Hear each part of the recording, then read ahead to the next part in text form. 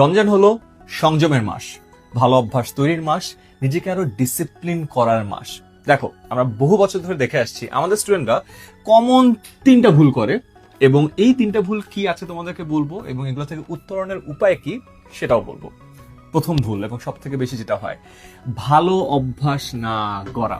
দেখো, এই মাসে কি হয়, তুমি নতুন ভালো ভালো অভ্যাস তৈরি করো, রোজা রাখো, নামাজ রেগুলারলি পড়ো, তারাবি পড়ো, ফজরের নামাজটা কম মিস হয়, অনেকে প্ল্যান করে যে পুরো মাস জুড়ে কোরআন খতম করবে। এই যে ভালো অভ্যাস তৈরি করছো, এই অভ্যাস যখন তৈরি করছো, একটা স্ট্রং অভ্যাসকে একটা অ্যাঙ্কারিং হ্যাবিট বলে। এটার আশেপাশে আরো নতুন কয়েকটা হ্যাবিটও তৈরি করা যায়। যেমন তুমি লেটসে তারাবি পড়ছো, নতুন অভ্যাস। তারাবি তো আমরা খালি রমজান মাসে পড়ি, তাই না? তারাবি পড়ার ঠিক পরে তুমি প্ল্যান করতে পারো যে আচ্ছা আমি বাংলা বিজনেসে হ্যান্ডরাইটিং প্র্যাকটিস করবো, বা ইংলিশে কিছু ভোকাবুলারি মুখস্থ করবো, বা আমি অঙ্ক জাস্ট প্র্যাকটিস করবো।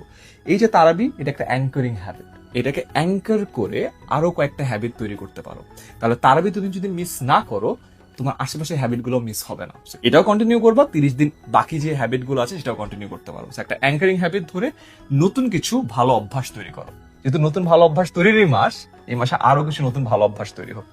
অভ্যাস থেকে আসি, একটা অভ্যাস যেটা ধ্বংস হয়ে যায় সেটা হলো রুটিনের অভ্যাস। একটা তুমি রুটিনে আছো, ফিক্সড রুটিন, এই রুটিন কিন্তু চেঞ্জ হয়ে যায়। তার কারণ হলো তোমার লাইফস্টাইল চেঞ্জ হয়ে যাচ্ছে, নতুন কিছু কাজ আসতেছে।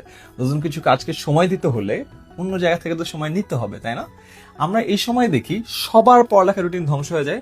3 ধরনের রুটিন আমরা দেখি, কেউ ইফতারের পরে পরে, কেউ তারাবির পরে পরে, কেউ সেহরির পরে পরে। দেখো, এই 3 ধরনের স্টুডেন্টই আমি দেখেছি ভালো করছে।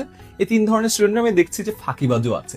তো তুমি কোন টাইপের সেটা তুমি বলো আমাকে কমেন্টে। বাট আমি জানি যে 3টা স্টাইল ফলো করে ভালো করা যায়। তো তুমি তোমার স্টাইলটা সিলেক্ট করো, সিলেক্ট করে ওই স্টাইল অনুযায়ী নিজের রুটিনটা বা স্ট্রাকচার তৈরি করো।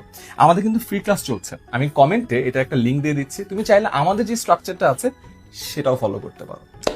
ফাইনালি, তুমি যে স্ট্রাকচারই ফলো করো, থার্ড যে ভুলটা স্টুডেন্টরা করে সেটা হলো টানা পড়ার চেষ্টা করে। দেখো, এই টাইমে একটু শরীর উইক থাকে, বিকজ খাচ্ছ না, আবার ইফতারের পর অনেক খেয়ে ফেলছো, তখনও দেখো শরীর একটু ঘুম ঘুম লাগে।